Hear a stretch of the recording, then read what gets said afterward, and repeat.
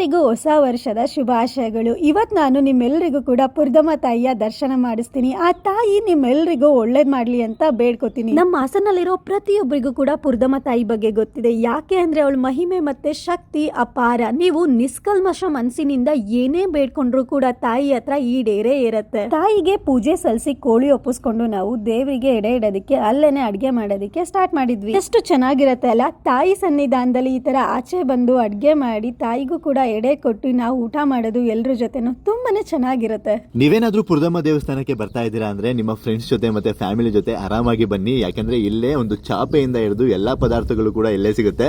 ನಾವಿಲ್ಲಿ gas stove ಕೂಡ ಸಿಗ್ತಾ ಇತ್ತು. ನಾವು ಸೌದೆ ಒಲೆನಲ್ಲಿ ಊಟ ತುಂಬಾನೇ ರುಚಿಯಾಗಿರುತ್ತೆ ಅಂತ ನಾವು ಸೌದೆಗಳನ್ನ ತಗೊಂಡು ಮಸಾಲೆಗಳನ್ನ ರುಬ್ಕೊಳ್ಳೋದಕ್ಕೆ ಯಂತ್ರಗಳು ಕೂಡ ಇದೆ ಮತ್ತೆ ರುಬ್ಬೋಕಲ್ಲು ಕೂಡ ಇದೆ. ನೀವು ರುಬ್ಬೋಕಲ್ನ ಯೂಸ್ ಮಾಡಿ ತುಂಬಾನೇ ರುಚಿಯಾಗಿ ಬರುತ್ತೆ. ನಾವಂತೂ ಕಾಲೇಜ್ ಲೈಫ್ ನಲ್ಲಿ ಇದ್ದಾಗ ಫ್ರೆಂಡ್ಸ್ ಗಳ ಜೊತೆ ಎಷ್ಟು ಬಾರಿ ಹೋಗ್ತಾ ಇದ್ದೋ ನಮ್ಗೆ ಗೊತ್ತಿಲ್ಲ.